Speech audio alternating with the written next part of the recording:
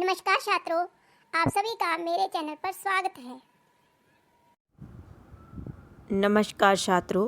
तो छात्रों, आज हम करेंगे NCERT solution for class 9th का हिंदी का क्षितिज पुस्तक में से चैप्टर 4 का नाम है सांवले सपनों की याद। सांवले सपनों की याद।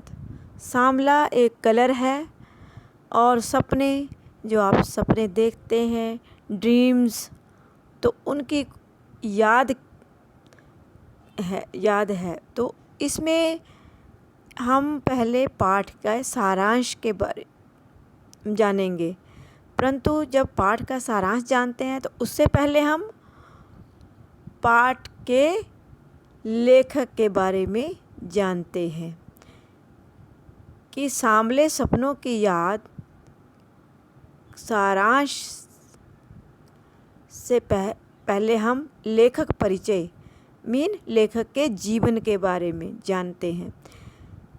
साहित्यकार जाविर हुसैन का जन्म सन 1945 में ग्राम नौनी, राजगीर, जिला नालंदा, बिहार में हुआ था। उन्होंने अंग्रेजी भाषा एवं साहित्य का अध्यापन कार्य किया। उन्होंने सक्रिय राजनीति में भाग लेना शुरू किया। कार्य करते हुए राजनीति में, पॉलिटिकल में उन्होंने भाग लेना शुरू किया था जब भी वे कार्य में कर रहे थे। और सन 1977 में बिहार की मुंगेर विधानसभा क्षेत्र के विधायक चुने गए। कौन सी विधानसभा? मुंगेर विधानसभा क्षेत्र के विधायक चुने गए तथा मंत्री बने। सन 1995 में बिहार विधान परिषद के सभापति बने तथा लंबे समय तक कार्य किया। वे राजनीतिज्ञ होने के साथ साथ श्रेष्ठ लेखक भी हैं। तो ये था कवि का जीवन परिचय। और अब उनकी रचना परिचय के बारे में क्योंकि कवि ने कई रचनाएं भी लिखी होती हैं, कुछ जो प्रकाशित नहीं होती हैं, कुछ नॉर्मल होती हैं तो कुछ इम्पोर्टेंट होती हैं, फिर प्रसिद्ध हो जाती हैं।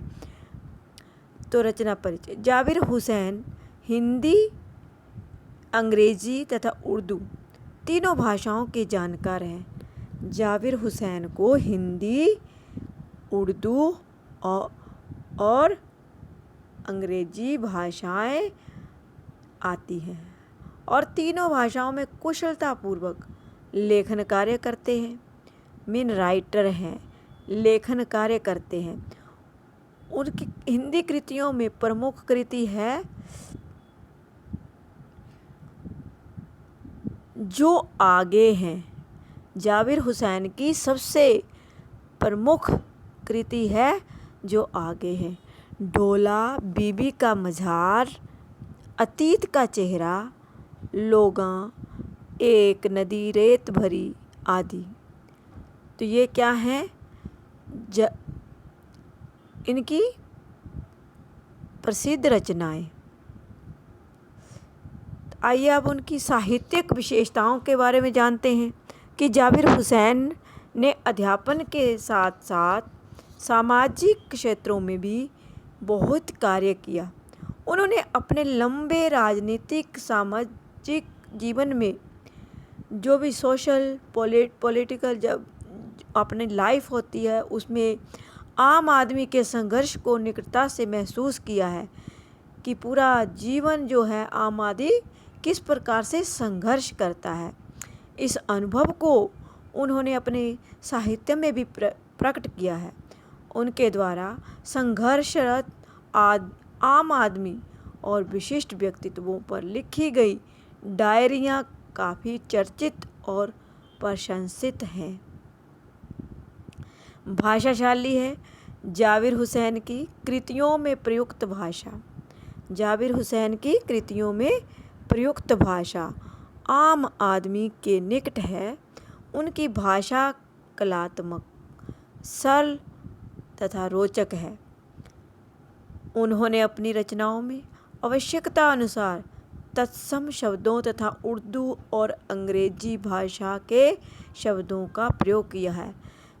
तो आप तत्सम शब्दों के बारे में जानते ही होंगे, क्योंकि जो हम पाठ पढ़ते हैं उस समय भी उनका प्रयोग किया जाता है। और एक तद्भव शब्द होते हैं। तो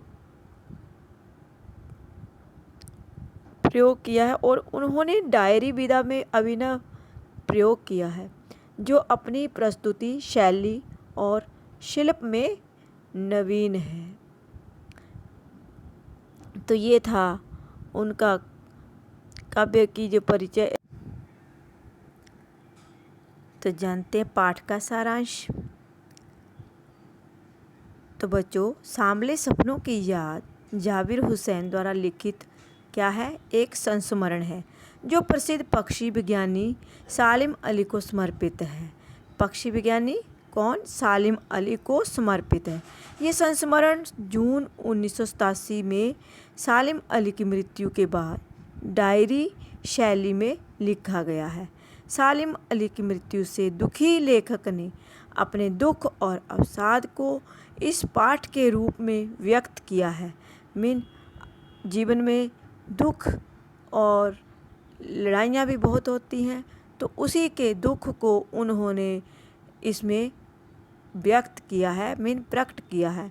लेखक ने सालिम अली को पक्षी विशेषज्ञ होने के साथ साथ पर्यावरण प्रेमी भी माना है। पक्षी विशेषज्ञ होने के साथ साथ पर्यावरण प्रेमी भी माना है। सुनहरे पक्षियों के पंखों पर सांवले सपनों का एक झुंड सवार है। सुनहरे पक्षियों के पंखों पर सांवले सपनों का एक झुंड सवार है। ये झुंड मौत की वादी में जा रहा है, जिसमें सबसे बड़ा सालिम अली है। मौत की वादी में जा रहा है। ये झुंड कहाँ जा रहा है? मौत की वादी में, जहाँ पर मरने के बाद जाते हैं, जिसमें सबसे आगे सालिम अली हैं। वे अपने कंधों पर सैलानियों की तरह अंतहीन सफ़र का बोझ उठाए हुए हैं। ये उनका अंतिम सफ़र है। वे उस वन पक्षी की तरह विलीन हो रहे हैं, जो अंतिम गीत गाने के बाद मौत की गोद में जा बसा हो। इस सोए हुए पक्षी को कोई जगाना भी नहीं चाहेगा। तो अब पक्षी सोया हो, उसको क्यों, वो तो जागेगा ही नहीं ना, जगाना भी नहीं चाहेगा कोई। सबको पता है कि मर गया है। सालिम अली इस बात से दुखी थे। लोग पक्षियों को आदमियों की नज़रों से देखते हैं। वे झरने, पहाड़ों, जंगलों को भी इस दृष्टि से ही देखते थे।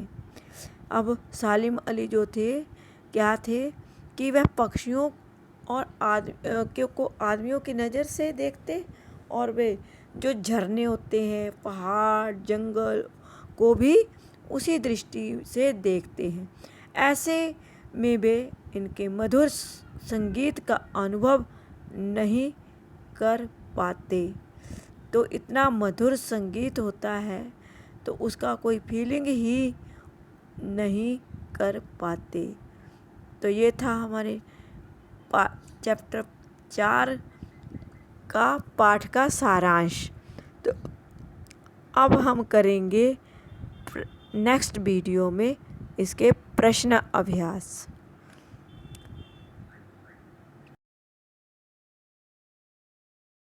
प्यारे बच्चों, जिन्होंने मेरे चैनल को अभी तक सब्सक्राइब नहीं किया है, मेरे चैनल को सब्सक्राइब कर दें, ताकि आपको मेरे आने वाली वीडियो का नया नोटिफिकेशन मिल सके।